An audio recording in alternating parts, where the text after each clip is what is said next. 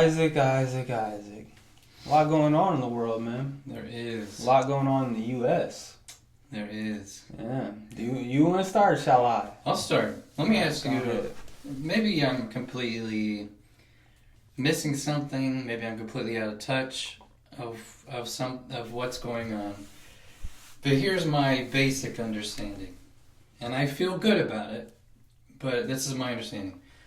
You have a group of people that have been assigned in the government to basically audit what the government has been spending money on. Mm-hmm. So they're going through and they're analyzing, okay, we've done this, we're doing this, because it's our tax dollars that are being forced out of our check, whether we like it or not. Yeah, they're taking it. We don't have a choice. Uncle Sam says, pay me. And if we don't, then they come after us and take our cars and houses and all this stuff. So somebody's going in and they're looking at it and they're starting to report on things that the citizens of America would probably look at and say, why are we spending this money, our money, on things that are not necessarily benefiting this country? Oh, really? Like what, Isaac? What could there possibly be that you don't support that the government is spending money on right now?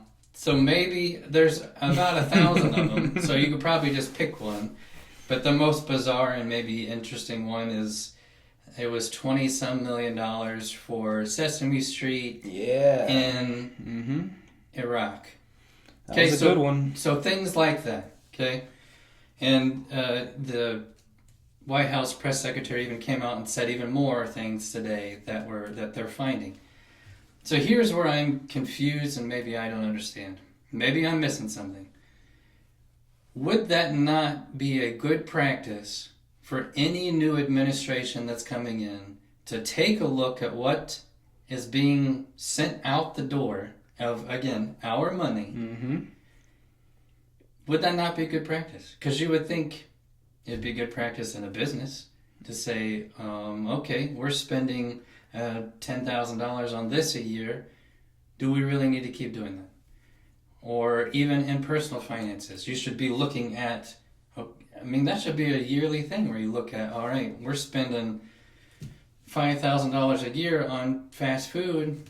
We need to cut that down to $3,000. How do we do that? Yeah. Because I want to simply remind every person that's watching and ourselves that we have a $36 trillion budget deficit, that we are in the hole, $36 trillion, and people are up in arms about this group of people looking at the budget.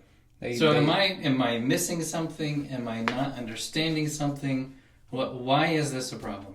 Well, as a side of our government continues to say, it's a constitutional crisis, Isaac. In what shape or form? Explain. For this oligarch, they say the richest man in the world, which I didn't know that it was him until they started saying it was him. I'd like to fact check him on that. I don't know if he actually is or not. He could be now. He's the richest man in the world. He is? For sure, yeah. Oh, okay. I thought there were some people that were above him. Well, press secretary even said it today. That he is. But for him to have his, stinky little paws in our government and the whole constitutional crisis thing, I'm just playing devil's advocate here, sure. Obviously. Go ahead. Is that he could have a, what's the word, interest? Conflict of interest. Conflict of interest. Which was addressed today in the press conference. Well, the way they're kind of addressing it and the way Elon kind of addressed it when he was in the office with the big man was that, basically he was like, everything is public record. If you have any problems with this, please bring it up and we'll answer it. So, look, I don't know. My answer to you is absolutely every single year you should be with the taxpayers' money. It's like, it'd be different if it's your own household and you're talking about fast food as the example that you used, and you're realizing, you're spending $6,000 on fast food when you can't afford yada yada. If you put that in governmental terms, we're spending $20 million for Sesame Street in Iraq. but we're paying $700 to people in Maui who lost everything. Yeah. It's like sometimes you got to prioritize it here and there.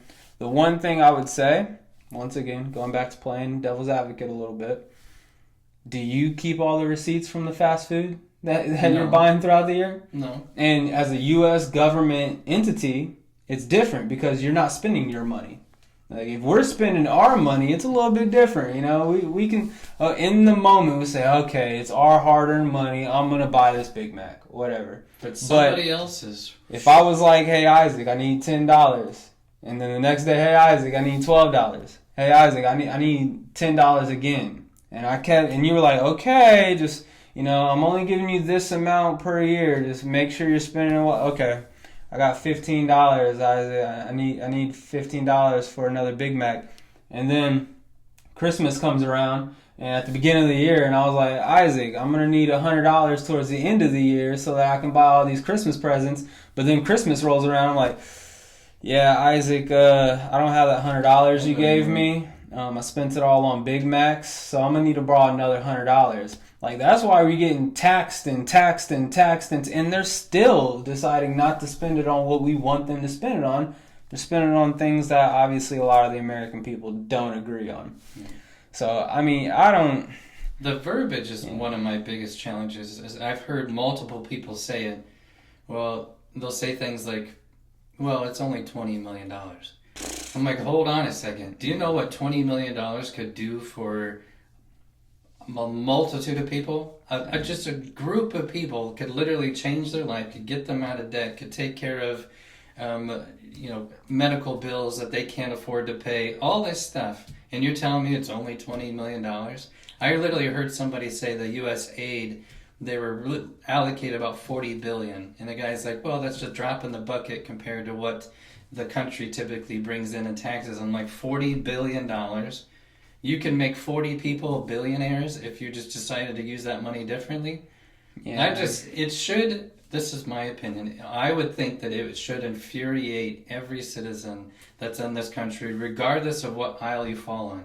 Listen, I would be just as upset if this was Biden-Harris that was has their second term and they're looking at everything. I would be just as upset, and I would be happy that they're doing it, because I'm looking at, okay, you are wasting money when you, like you said, there's multiple people around our country that need it. Yeah. And it baffles me that people are so upset about this. I mean, the first thing that came to mind when you're talking about, it's just $20 million. Like, someone both you and I know who has a solid job, can provide for their family. They're looking forward to this upcoming time when they're going to get a bonus. Yeah.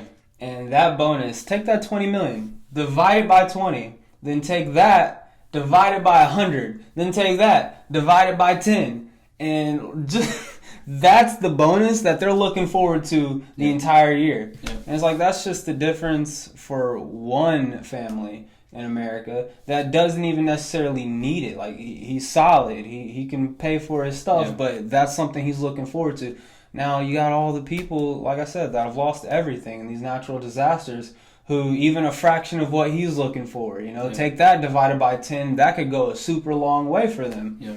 So, I mean, it's an incredible waste, and it's nothing new. Like, people have known, like, not known as we know now because they're auditing it and putting it out in public and actually, like, putting it in the press conferences and stuff. Obviously it's because Trump ran on transparency. Yeah. And so that's the thing, he's trying to be a president that actually delivers his promises to the people and stuff like that. So he's going all the way with it.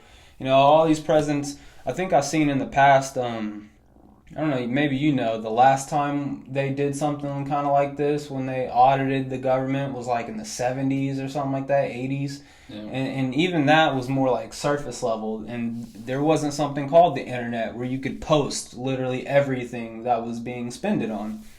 And so, I mean, they kind of do it here and there with certain presidents that, run on that term of transparency. But today, in this day and age, with the technology we have, transparency is like amplified. It's under a microscope. It's on your X feeds. It's on Facebook. It's on YouTube. Like, everyone has access to be able to see it now.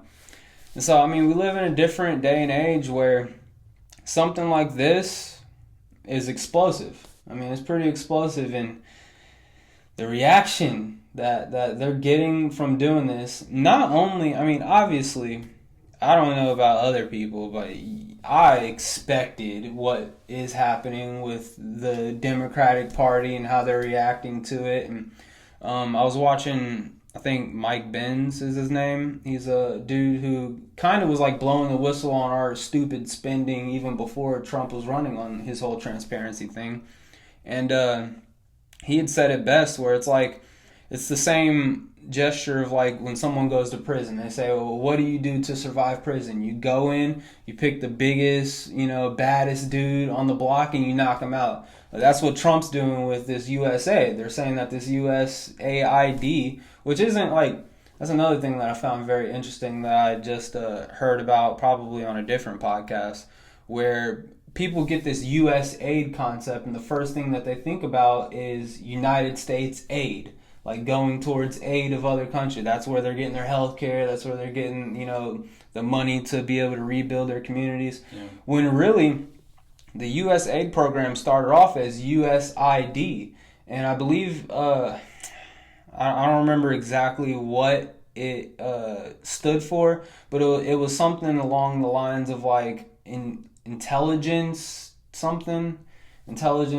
gathering, like, or technology gathering something. It's not originally the aid of what we think of it as today, and it still isn't really that. It's just under the guise of that, and that's why so many people supported it. So I mean, there's just so much misinformation. I mean, we use that term very loosely nowadays because that was used to censor everybody for the longest amount of time. Yeah. But in the literal sense, in the past 30, 40 years or whatever, since the last transparency thing, there's been so many scrambled ideas of what's happening versus what's really happening. I mean, another perfect example of that is all of this aid money that we've been sending to Ukraine. And then Zelensky comes out and he's like, yeah, we've received maybe 10% of the money you guys have sent over here. Like, where is it? Did it even leave the United States? Where did it go? And we talk about all these people who are fighting against this movement of transparency and figuring out where we're spending all our money. The people who are fighting against that publicly, which is obviously the Democrat, how much are they making? Yeah. It might be a drop in the bucket for them because they're millionaires. Yeah. Even though they're not supposed to be. You don't necessarily want to make any accusations that they're benefiting from it. But when you do look at it, it's like, well, wait a minute. You're personally throwing up a bunch of red flags because you're against us seeing something that you never expected us to see. There was even a congresswoman, I won't even say her name to justify her, but she said there's nothing in the Constitution that says that the American citizens get to see where their money's going. Yeah, that's insane. I know what quote you're talking about. I think I did see something though where like she didn't publicly say that on record anywhere. So I don't know if she actually said that. Okay, maybe let's say that she didn't, but that's the way they're acting. So regardless, your actions speak louder than what you're going to be saying anyway. Yeah. So you're making it seem like that we don't have any right to find out where our money's going, or that we have a choice of where it's going. Because if that's the case, man, I'm going to stop paying federal taxes. Well, Trump's trying to get that income tax out of there, man. He should be. So should Indiana. There's no reason you guys should be taking money out of our check. You already tax us on literally everything that we could possibly buy or do anything with. It's enough. It's enough. Man. That just kind of reminds me of like the whole thing that happened probably like a week ago with the Department of Education, where all these freaking Congress people were being barred out from entering and messing with the young 19, 20, 21-year-old wizards that Elon put in charge of like digging in and seeing where the money is being spent and stuff like that. And one of the Congress people that were out there... That's DOGE. You said Department of Education. I mean, yeah, the DOGE, the young wizards in DOGE that are auditing the Department of Education. One of the Congress people that were outside the building was yelling at the dude, and they were just bombarding. And kudos to that dude. If I ever saw him in like real life, I'd buy him a beer. He deserves a beer. But one of the Congress people had said, "We pay you. You are a servant of us." I was just sitting there thinking like, you're Congress So people. are you. Yeah. Like, wait, shouldn't it be like we don't know who this dude? No one elected him to be in this position, and I understand technically we're all supposed to be paying taxes, including the Congress people and stuff like that. Yeah. But we elected them in charge to collect our taxes and decide what to spend it on. Right. Like, who are you to have the right to be able to have that statement even come out of your mouth that we pay you? No, it's the other way around. He pays you.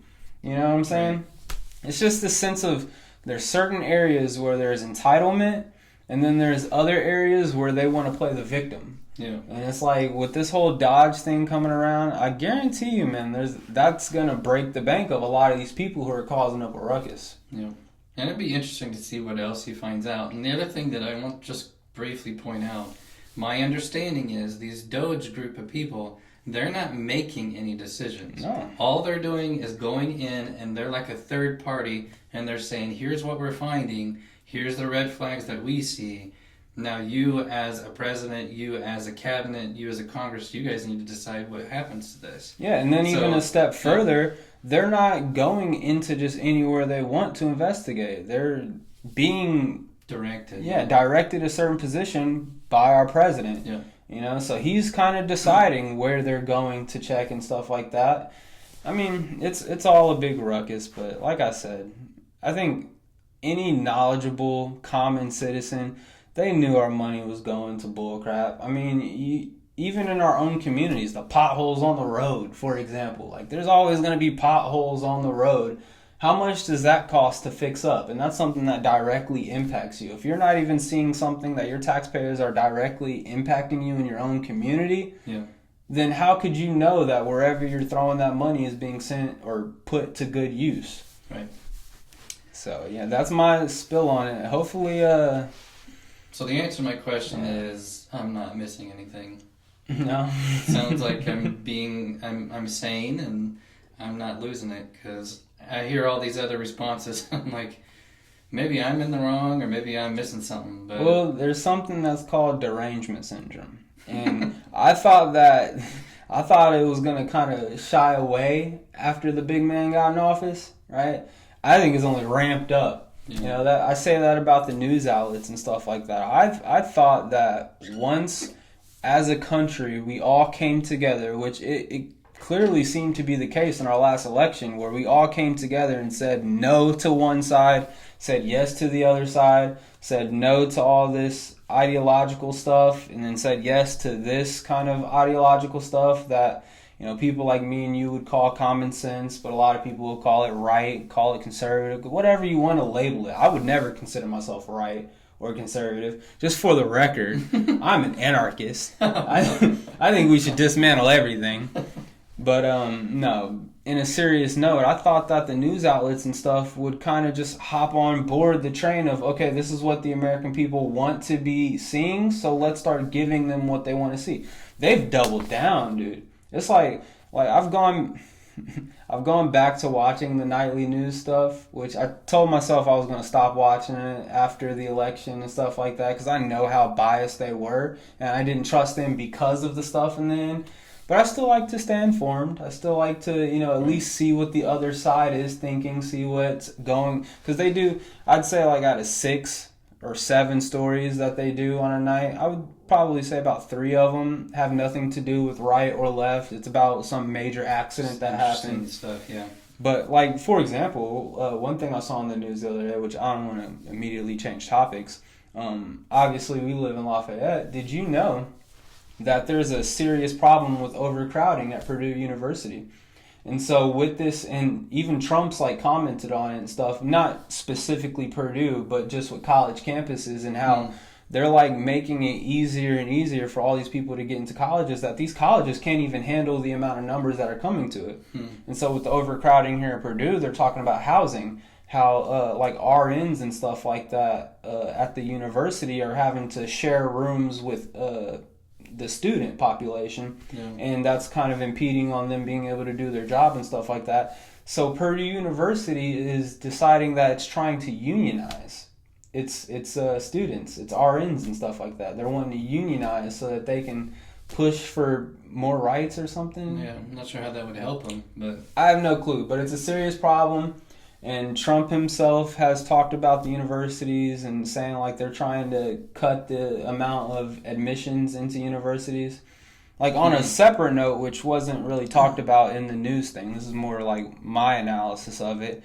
But I think that also says something about the devaluing of a degree when you're trying to get everyone into college. Like, I compare it, not trying to jump topics again, but I somewhat compare it to the whole immigration thing. Whereas, like, if you just allow everyone into your country, right, and then you have the select group of immigrants that actually did the entire process, like that lady that was on the Sean Ryan show that I told you about, where she said like her family it took them over 2 years just to get accepted to be able to come in here, and when they came in here, they literally had nothing. The U.S. didn't give them any type of aid or any type of build up. They had $200, and now they're to the point where they've built multiple businesses and they're able to employ a bunch of people. Like, to them, it's a spit in the face for someone to just skip ahead of the line, jump the border or whatever, to be able to get into the country and be given a crap ton of aid. And they, in terms, like, I'm not saying someone should have to earn it, but they did earn it. These other people didn't necessarily earn it. Like, does that devalue what being a citizen is to these immigrants? Yeah. Well, back to the college thing real quick when we talk about that. I do find it interesting that, and I would like to see this. It makes it sound like the numbers are going up for college attendance, which in my mind I almost thought it might go the other direction because of the way that the job market is basically saying we don't really care about that anymore. I mean, I've seen a lot more people on the other side saying, don't even go. Like, unless you have a specific thing that requires, like, if you're going to be a doctor or engineer or something like that, where you have to have a degree in order to get that specific job, skip it, because you're getting caught with $30,000, $40,000, $50,000 worth of college loan debt that you may never pay off until the day you die.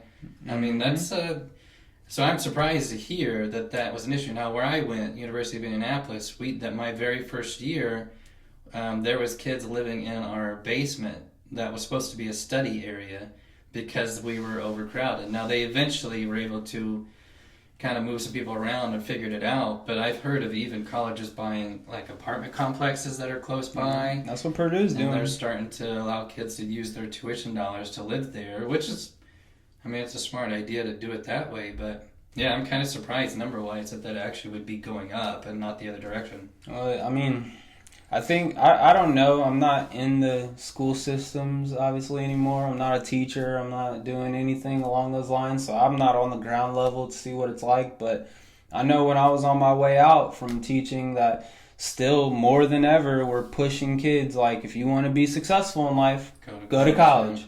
Yep, and I'm with you on the value side of it, because you even think about it from just the money in general. If you throw a bunch more dollars out there, what does that do? It devalues the money that's already out there. So, yeah, if you have everybody with a degree, jobs don't care about degrees anymore. They care about really work experience. I mean, they show, you can still put it on your resume, but a lot of people don't even ask you about it. Yeah. Not one piece. They want to know your experience. It's a strange world we're going into, man. And one of the big aspects of that is the whole AI thing. Did you, by chance, catch our vice president's speech on AI the other night?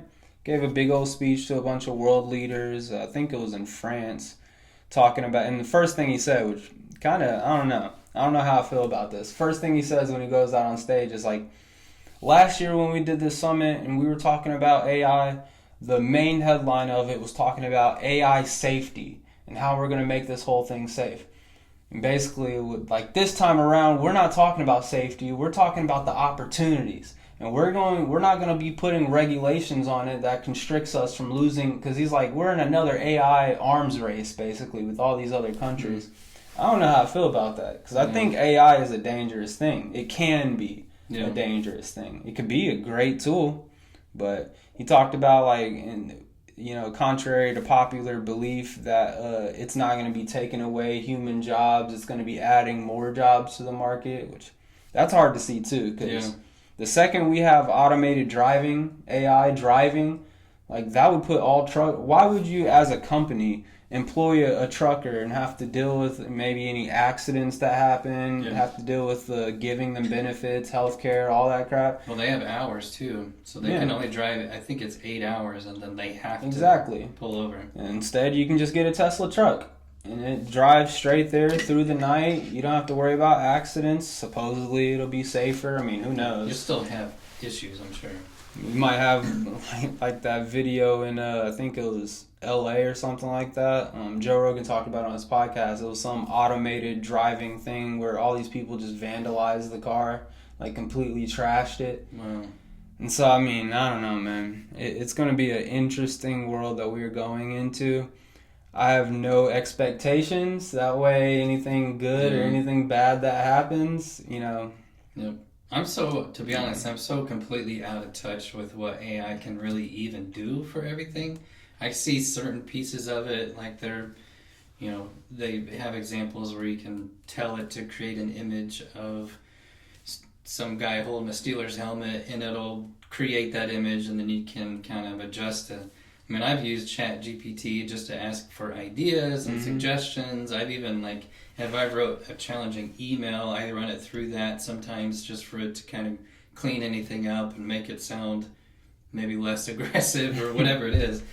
But to be honest, I don't even know, and I don't think we all know the complete capacity of what this thing can do.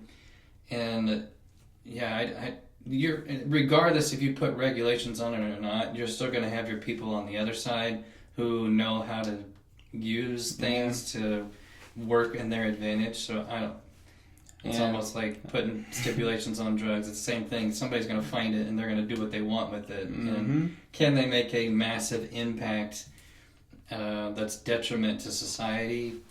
There's going to be somebody who's trying to do it, I'm sure. Yeah, I mean, I have no clue what the true full potential of AI would be. I know they've already talked about the medical field with AI, how you can basically be able to talk to the world's smartest doctor as you're doing an operation. Even 10 years ago, you'd have to call that dude up, or you'd have to be talking to him through his email. And now it's like he gets an AI version of himself, and it's always going to be accessible to any doctor. Yeah. You know, for me personally, I just used Grok on X the other day because my gas light came on in my car, and I was like, how many miles can you still drive? Let me guess, but go ahead. But that's a question, and I think I know, but I don't know if that's right. Yeah, well, how many miles can you still drive your car when the gas light comes on? Obviously, I asked Grok. Grok's like, well, it's different with every car. And then you had to specify your car. I said, what about a 2012 Dodge Challenger? And it's like, okay, let me guess. Can I guess? Go ahead. Well, I would say it's on average 20 miles. Okay. Mine said, well, first off, it ranges, obviously, depending on how much you're using the acceleration and the brake, stuff like that. But mine said anywhere from 30 to 40. Oh, okay. Yeah. So that's just for my car specifically. But whenever I first put it in without specifying my car, it did say anywhere from 20 to 50 miles. Okay. So, that's just one thing. I remember this same type of question popping up 5 years ago. And I had to literally go through Google and find my car's manual and look in my car's manual to see how many it is. And it just gives you an exact number. It doesn't tell you, well, it depends on when you're accelerating and how often you're doing this. Did it first say, that's a poor man's question? Exactly. Sir, if you got to ask that question, you shouldn't be driving no more. Well, I'll tell you the reason why I knew 20. When I was in high school, I drove to... obviously the school, my light hit. The girl next to me, her locker was right next to me. She drove go-karts for that was her hobby, and she actually professionally did it.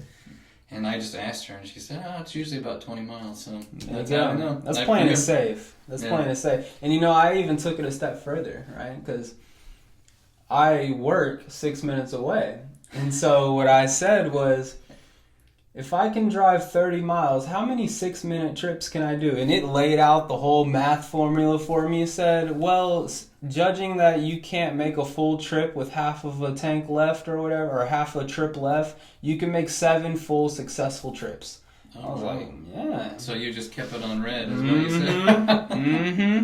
Yep. Test that theory out. See how many you get. Yeah. So like that stuff, you'd have to do all the math yourself, and that's something AI can just give to you by asking a question. Yeah. It is amazing what it can generate in such a short period of time. Yeah. You can even ask it like, "Hey, tell me the story of this," and it'll kind of summarize everything for you. Yeah.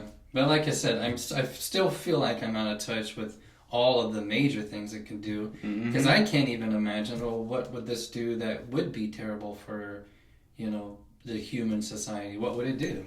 Could it create something that is a weapon? I mean, I don't know. Could it get into something? I mean, I've heard some scary stuff where they were trying to shut the system down because they were wanting to make a few adjustments. It found out that it was going to shut it, they were trying to shut it down. So it copied itself. So it could stay alive. That's creepy. It is. That's really creepy. I mean, my whole doomsday scenario of this, I don't necessarily, once we are able to put AI into, capable robots and stuff, now that's a different playing field. But as it is right now, I just think of, who's one super fanatic rich billionaire who has the capabilities of literally altering the world. What if that person sits down with AI and is like, how can I save our planet from dying? And the answer is get rid of humans. So that's my application of it right now. It's giving that idea. I don't know if I can disagree with AI in that situation. Yeah, me either. Maybe that is the answer. Yeah. Maybe we go somewhere else. But on the hopeful side of it, things like the Great Pyramids, hey, take all of this data, all of this information that we've discovered about this ancient artifact, figure out why it was created, figure out, what are your 5 best guesses of what this pyramid does, what's its function. How they did it. Yeah. And if it can give some solid answers behind that, maybe humans can go into exploring it and maybe figure out what turns it on, Yeah. Now that stuff's cool. Yeah. Or Mars, for example, like Joe Rogan's been talking about on his podcast lately, some square that they found on Mars. You heard about that? Yeah, I've seen the picture. Yeah. So what if we tell AI, hey, analyze this square, analyze all of the surrounding area, maybe we get a rover onto Mars, we're able to analyze whatever material or resources are around the area. What was this area a billion years ago or whatever? Right. And it's able to give us a solid answer. Yeah. So I mean, there's a lot of upsides of it, but I'm all for it if it can make anything cheaper. Because everything is still so money. Expensive, and it's eggs, you're man. Still trying to survive. You gotta buy chickens. Here's the funny part, though. This is what cracks me up. I went and got some stuff from Meijer today. Okay, dozen eggs $4.69. Yes, I agree that that's expensive. I totally get that. That's a lot more expensive than your $1.99 that you used to have, your 89 cents you used to have. It used to be cheap. But yet you go just a few aisles over and you see nobody have any issues buying a $7.99 12-pack of Coke. Mm-hmm. No, I'll do you one better. Where I work, which I don't want to disclose where I work, but where I work, a Red Bull costs $6, and we run out of Red Bulls every 3 days. Yeah. We get these huge packs of Red Bulls. And that's one drink. One can. That's about this big. I had somebody come up to me in the morning a couple of days ago, and they're like, I hate that I have to spend this on a Red Bull, but I gotta spend this on a Red Bull. I'm like, oh, you have to? I mean, the human body only needs water to survive there, bud. I think you're making a choice here. Yeah.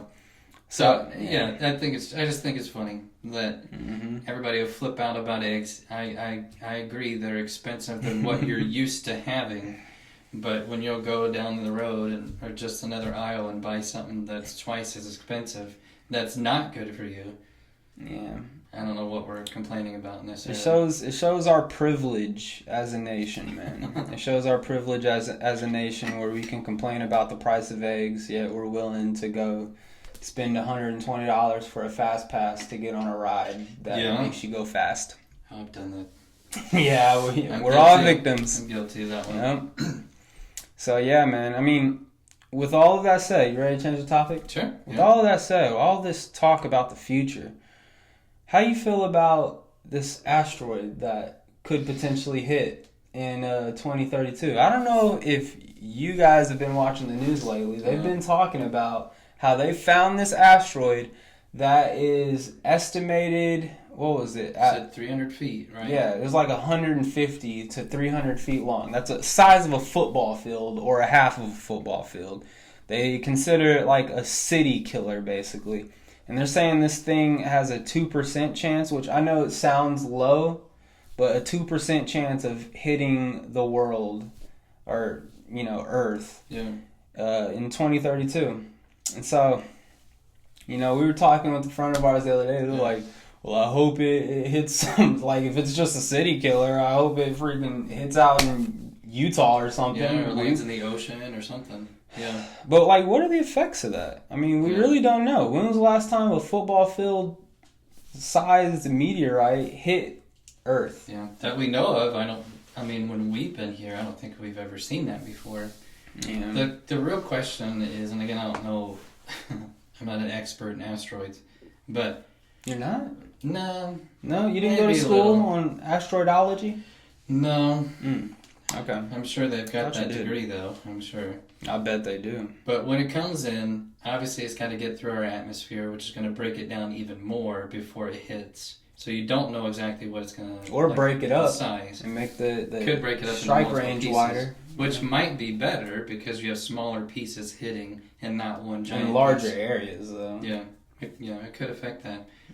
But I would imagine our scientists have some idea of where it will hit at the time, and they would potentially let us know. And hopefully we can evacuate those areas, but I don't know. You sound real hopeful, man. You sound real trusting in our public officials. Well, no, I don't have any trust in them. But have you seen the movie Greenland, starring Gerard Butler? Yeah, I have. Yes. Remember how that movie plays out in the beginning? Oh, there's going to be a meteorite that strikes in the middle of the Atlanta. And all of a sudden a shockwave goes through the neighborhood, and they're like, oh, this just in. It actually struck off Florida. Yeah. Oh, it took out an entire city. Or like Deep Impact's kind of same. That was a major one. Hey, man, learn from movies. Yeah. I don't know how I would respond to that when it happens. Maybe by that time we'll have AI missiles that can go out there. They might shoot at it, honestly. They might have the capacity or ability to be able to do that. Bounce it off course, make it go towards Saturn. Yep. Or they might even be able to land on it and like push it a certain some direction. Armageddon type stuff. Yeah. Blow it up from the inside. Don't wanna close my eyes. Great song. Maybe Steven Tyler will start singing on the news. Yeah, he probably won't be alive by then. Isn't he old? He's gonna live forever, man. What are you talking about? I think he's kind of old. I think we're old. Yeah. But yeah, interesting. Interesting. Yeah. Another thing that happened a while ago that I wanted to bring up on a podcast. We haven't recorded a podcast where I could bring it up. But China recreating the sun. Saw that. 7 times hotter than the sun. They were able to sustain it for 17 seconds. Now, I know it's funny.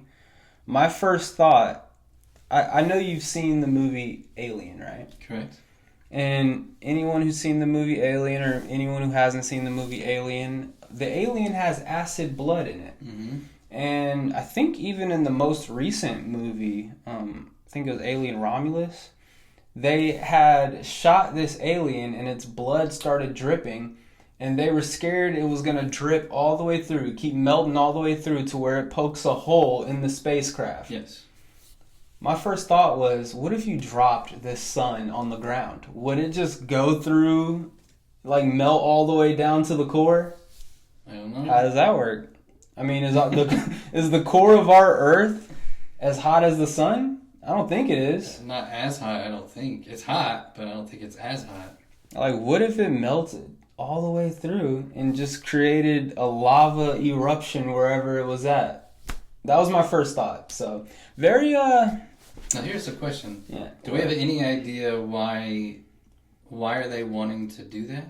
Well, Is it so for energy purposes? yeah, Okay. yeah. So just like solar panels and stuff Mhm. absorbs the heat of the sun and turns it into energy. If you were able to recreate that here, it's basically an endless energy supply that you could utilize to be able to power everything. Yeah. It seems like that could be a problem. Or massive ray guns,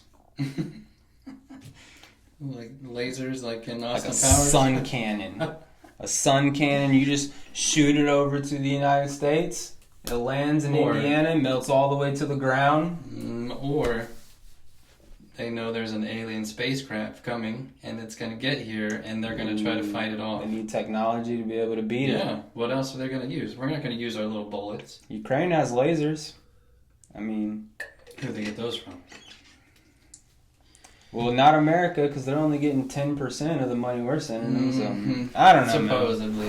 But That is interesting, though. it's crazy, you know, not only the sun aspect, but obviously the idea is floated around for a long time that we're able to utilize the plasma from water to be able to Yep. use as energy too. Yeah. I honestly believe, like wholeheartedly, now I'm not going to say 100% because as I've discussed on the podcast before, all things that I believe are intangible. They're things I can touch, they're things I can observe and see myself. But like 98%, I believe that there is the means of endless energy supply, and it's just keeping under wraps so that the money, the gravy train can keep on running, Well, so they can milk us for all that Yeah. carbon energy that we are producing and using, and it's unnecessary. I don't even think that that's a conspiracy, to be honest, because I think it goes across the board in a lot of things. I think they probably have already. I mean, people might get mad at me saying this, but I could almost guarantee they found the cure for cancer already. Well, I've been seeing a bunch of stuff that they have. But would you imagine if they did, how many people that would lose their jobs? They have centers, buildings that are set aside just for this purpose. Mhm. How much money would be lost? So, would somebody? I mean, there was rumors. I don't know if it happened, but there's rumors that somebody came up with a tire that never goes flat. But then the tire companies have purchased it or purchased the patent because they realized that they would go out of business Oh man, and nobody would ever need them anymore if their tire never went flat. we gotta just Don't know if it's true. We gotta get rid of money, man. Yeah, it's a big problem. How do we get to that point? Everything gets destroyed and we have to start over. Back to the barter system, huh? It's like Book of Eli. I all give over you again. my pig, you give me your wife. Right? Is that how it works? Something like That that? doesn't seem like a very fair exchange, but all right. Okay, 3 pigs. 3 pigs. You can feed your family bacon for a year. How big are they? Have you, have you ever seen a Fiddler on the Roof? That's a classic. Yeah, I think isn't it a book? It probably started off as a book. I don't know. I watched the movie. Maybe It came out in like the 80s or something like that. I forget what the country is, but it's some country over in like Europe. And like I said, I think it was like created maybe 70s, 80s, but it's from the time frame of like I think the 1800s, maybe late 1800s. And the whole idea behind that movie is this father, and he has 3 daughters, and he's like trying to find the perfect deal for his daughters, basically. Right. That's a really bad interpretation of the movie, but that's kind of what it's about, pretty much. Yeah. I mean, that used to be a thing. Yeah. Where it was, what is it, arranged marriages? Yep, arranged marriages. You Yep. try to get him to a rich guy, and that rich guy, he not only will give you 2 goats, 1 horse, and 1 pig, but he will allow you to move into his extra house. Mm-hmm. Relations, yeah. Game of Thrones. Yeah, exactly. Yep. She was, I forget her name, but she was sold off, basically. Yeah. You talking about Stark, the Stark daughter? Because she was married Yeah. to Joffrey, the one that... Yeah. Yep. Yeah, that's how the world used to work, man. Yeah. It's crazy. You know, we've come a long way. Come a long way. For better or worse. Just want to say that I'm all for women's rights to choose who they marry. Yeah, that does seem like an odd tradition to Mhm. say, oh, you're just going to have to marry this guy because we say you'd have to. I Yeah. can't support that. And to be fair, going back to Fiddler on the Roof, one of his daughters, the person he was arranging to marry her was a butcher in the village, and it was a super old, hairy, obnoxious dude. But she was in love with another dude that was like her age, and he was a young boy, but he was poor. He had nothing to offer and stuff. And in the end of the movie, obviously the old man went with what his daughter wanted to do. He said, "This isn't going to help your family at all, but if you're in love with this man, I'm not going to deny you that." Right. I think So even in arranged marriages, man, good people are just good people. It doesn't matter the culture, it doesn't matter what's going on and stuff like that. And if you're a good father, you would be like, okay, well, if you really love this dude, I'm going to allow you to pursue this path. Yeah. They got to learn their own way. Yeah. And I don't think divorce was a thing back then, so yeah, kind of just take them out back and. Well, I think it's a thing, but it was definitely looked down upon. Because it was a thing in the Bible, so that was. Oh, in the Bible. Yeah. Yeah. Is it in Islamic culture? Do you know that? I don't know. It's a good question.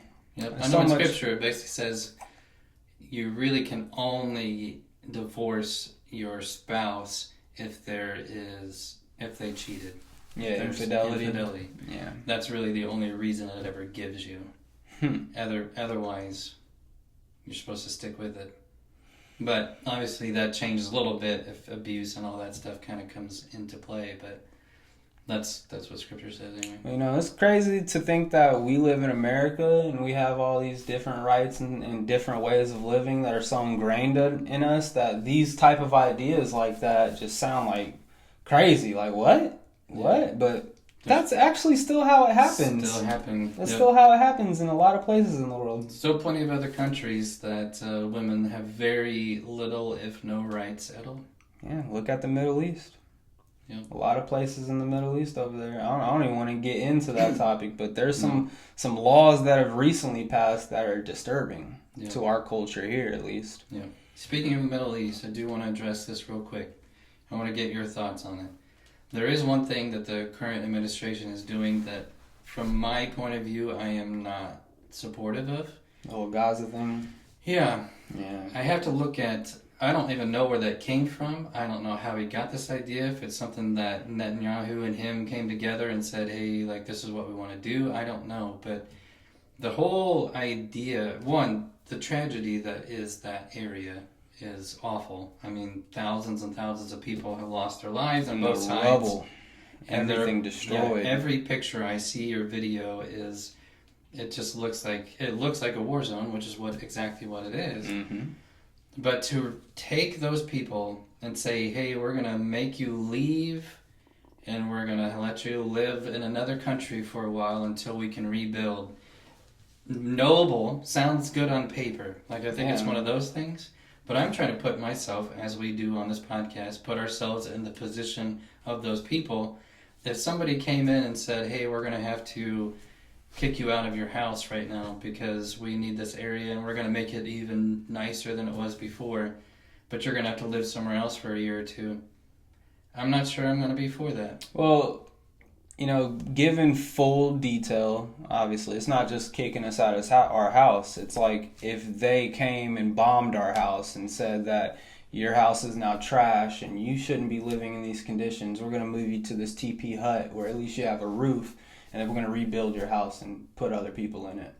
Like, that's, in my opinion, even a little bit more insulting.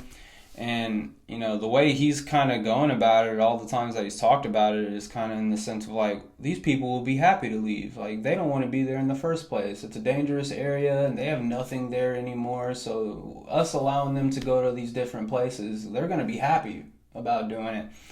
Yeah, I'm with you. I mean, this should show you, like, we don't support everything that this man's doing. And that's one of the things I almost want to hope that, you know, what I've been seeing and stuff like that too, but I hope that this is the case where he's kind of just saying that as like a bargaining chip. Yeah, that's exactly what I heard. Like a big old bluff. Yeah. Then so that somebody else will step in and say, no, we're going to do it this way. What's strange to me is the lack of support from the other Middle Eastern countries that have so much of an issue of what Israel's doing and so much of an issue of us supporting them. But yet when they are asked about the people that actually live in the Gaza Strip, they don't seem like they want to help at all. Yeah. Like, Trump just met with the Jordan prime minister or president or king or whatever it is. and they agreed to bring on like 2,000 sick kids out of the Gaza Strip. Like cancer-stricken But kids. That's it. There's a lot more people that live in that area. Yeah. Well, that's just starters, and what that dude kept saying in that press conference, like, we're going to talk to Egypt, we're going to talk to, our neighboring countries, we're going to come to a solution or whatever, but I don't know, man. All I know is I'm very grateful to not live in that part of the world because it sounds just like a hot mess all the time. And not just a hot mess with what they got going on, but yes, the U.S. government is constantly this umbrella over everything. Like, whether a decision gets made this way or a decision gets made that way. Like, back to DOGE, one of the things we found out we're doing is we're funding both Hamas and Israel in this war. Like, we're the puppet masters doing everything over here. And so, I mean, it's a... And it goes back to my question of what we talked kind of at the very beginning of what does that have to do with, how does that benefit the United States? Yeah. Which has always been his focus. And I'm not saying I don't care about those people, because you have to. You got to care about the misery that they've been living through. Yeah, if you care about humankind, just in general. In general. But just the fact that I don't even want our people over there, because can you imagine how much of a mess it's going to be and how much danger they're going to be in? Well, he said it wasn't going to be Americans. Well, not soldiers. Well, he said that even when they're rebuilding the place, the people who would be living there he's not going to be giving it to Americans. He did. I don't even think he knows what he's talking about when he's saying half that crap. Because one of the things he did say, I think it was after he was confronted by a reporter on this, one of the things he did say was something about even, there could be Palestinians who are still staying there in that area after we rebuild everything. So because he was talking about we're going to be bringing lots of jobs. This is his exact quote. He's like, we're going to be bringing lots of jobs, and it's not going to be Americans working those jobs. So who's it going to be? Well, I thought he was rebuilding to then bring all those people back. Is that not the case? Bring the Palestinians back? Yeah, that's my thought. Well, I mean, I don't know. I don't think he specified that specifically of the Palestinians coming back, but that would have been that was my understanding, but maybe I got that wrong. Yeah, well, if that was the case, if the Palestinians were coming back to the Gaza Strip, then would it be a big deal for them to be displaced while we're like, that's like temporary housing if you're going to be bringing them all back. If that was the case, then I don't think I would necessarily have a problem with it, because at least then you can root out all of the Hamas and all of the terrorists that are coming back in. Was the design, yeah. I don't know. I don't think anybody knows really. Yeah. And that's a tough. That whole thing has been a tough area since 1950, is when Israel became an actual recognized country, and they were launched into war like the next day. Yeah. I don't even want to mess with it. I don't want to think about it. Yeah, that and Russia, and Ukraine. You heard about these whole talks with that, right? Mm-hmm. With Trump he said he had a really good talk with Putin. Mm-hmm. And they brought back that middle school teacher or whatever, and Russia just gave him to us based off good faith or something like that. Well, we exchanged with another. They got did one. we? Yeah. So there was a Russian guy who he robbed cryptocurrency or something. So it wasn't like a violent offense, but it was something he did with cryptocurrency. He robbed it, he did something with it. So we exchanged for him. We sent him back to Russia. Dude, the first thing that just came to my mind on Rogan's podcast, he had Reeves on it earlier, and they were talking about cryptocurrency.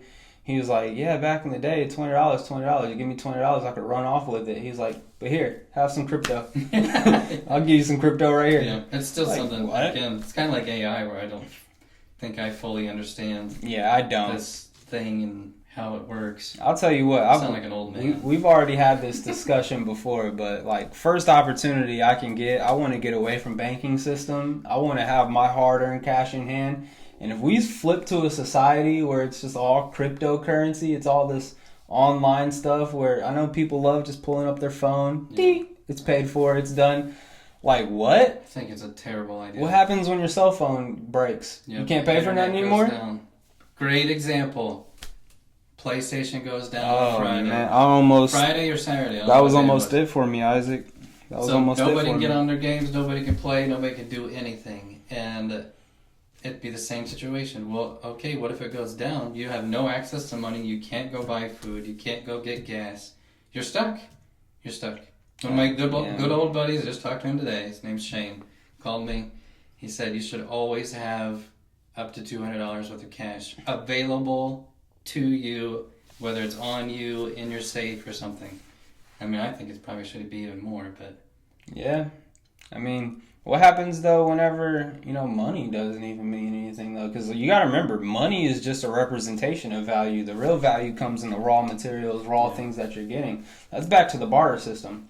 So, like, that's why a lot of these, I mean, I don't necessarily like this example, but like super rich people, what they do is, and they use it kind of as a money laundering type of thing, where they buy these stupid paintings and crap for millions and millions of dollars or whatever.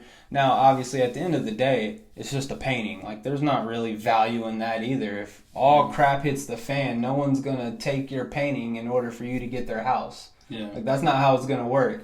But in terms of like raw jewelry or like gold or something like that, something that could sustain, or I mean, more importantly, the actual things we need to survive, like food, like water, clothes, even, because clothes are important. You need to stay warm.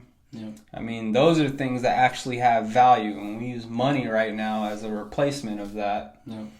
I mean, it's a strange world we live in. It's only getting stranger, man. Yes, it is. It's a strange world. That's what we're going to call our podcast. A strange world. Strange world.